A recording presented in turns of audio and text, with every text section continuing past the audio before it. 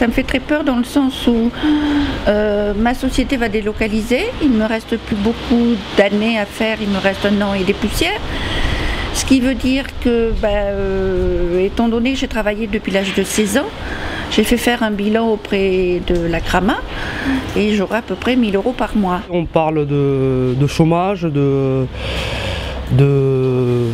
difficultés sociales, économiques et financières. 1 000 € quand on n'est pas encore chez soi, qu'on a encore un loyer à payer, je m'inquiète pour l'avenir.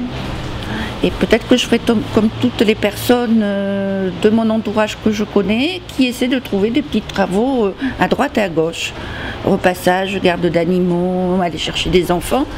C'est quand même malheureux d'arriver à cette époque où on a travaillé pendant toutes les annuités, même plus, et être obligé de trouver des petits boulots. Franchement, ça m'évoque rien du tout parce que actuellement je ne suis pas du tout les informations. Donc je ne sais pas ce que ça veut dire ce mot. Précarité, je ne sais pas. Franchement, honnêtement, je ne sais pas. La précarité, elle a été,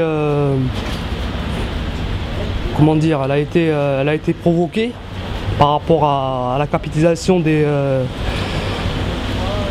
grands industriels qu'il y a de ce monde. Et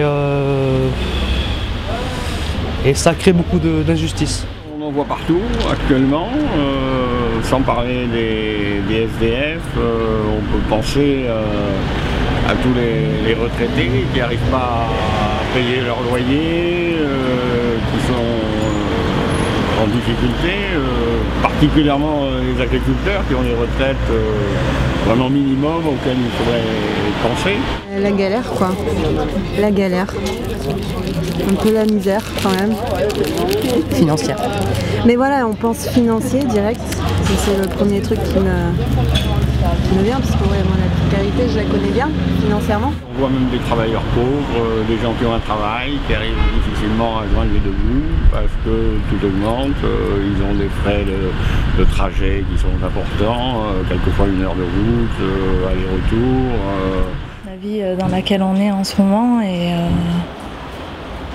voilà, et surtout la vulnérabilité en fait des individus face à l'avenir et à la vie. 10 jours de sécurité, 20 jours de galère, voilà, sur le mois. Et voilà, ça m'évoque le quotidien aussi, précarité. Un manque de lien, un manque de solidarité. La précarité, c'est le fait de ne pas pouvoir être ensemble pour régler un certain nombre de problèmes.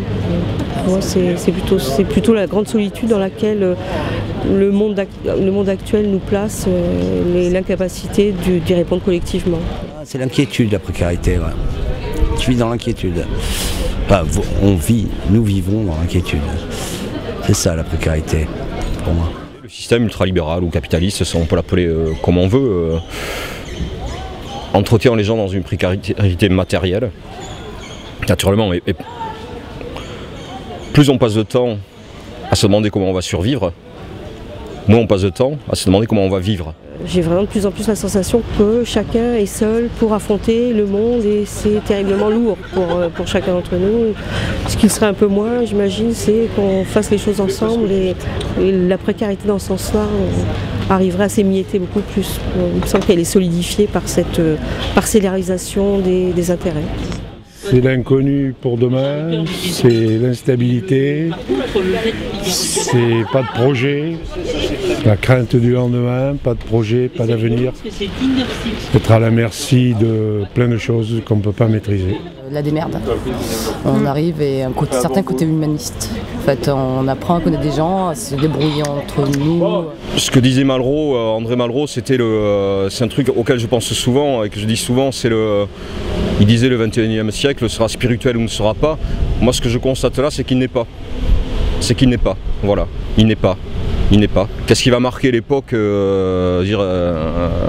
dans 100 ans, qu'on pensera peut-être au début du 21e siècle, comme fait intellectuel, ce sera qu'il y a des soldes sur les écrans plats chez Darty.